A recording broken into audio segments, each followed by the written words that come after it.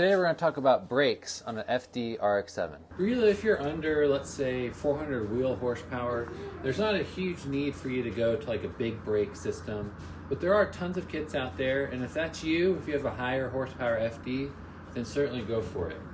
In my car's case, I actually already had a kit that I was going to put on my last FD, ended up selling it, but this one also, it feels like one of the brakes is holding, and the little bit that I've driven it, I suspect it's this rear wheel, so I might have to do some work on this caliper.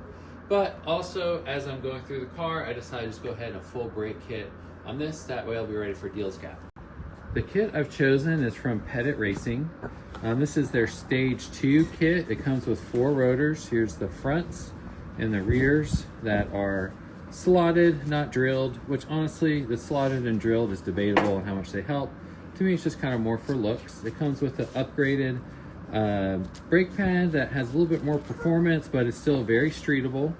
Upgraded brake fluid and these stainless steel lines. Shout out to Dave from Pettit for hooking me up on some of these parts, including this brake kit for this car.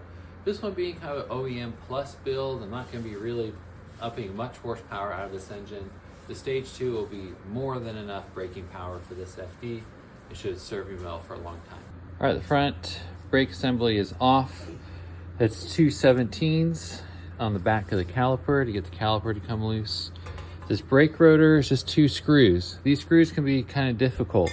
I have one of these tools that's like a punch. As you hit it with the hammer, it turns the screwdriver. I would not have gotten them so easily without this tool. So get one of these. All right, the rear, there's 2 14mm bolts to hold the caliper on. There is the emergency brake cable that you will have to release off the back of the caliper, as well as the brake line that runs up underneath over here. Besides that, it's pretty straightforward and everything's off.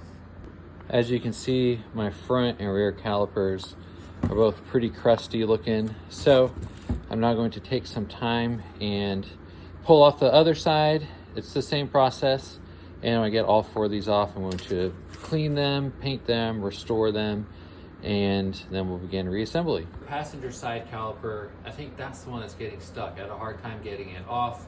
That wheel also wouldn't turn when I was up here on the lift. So I'm pretty sure I'm going to have to do something about that rear passenger side caliper. If you guys know of any like rebuild kits, or if one of you have used one you pulled off your FD that's in good shape, or know of a solution for me, let me know. And then in a later video, we'll talk about putting back on all of the new brake components and see how it works.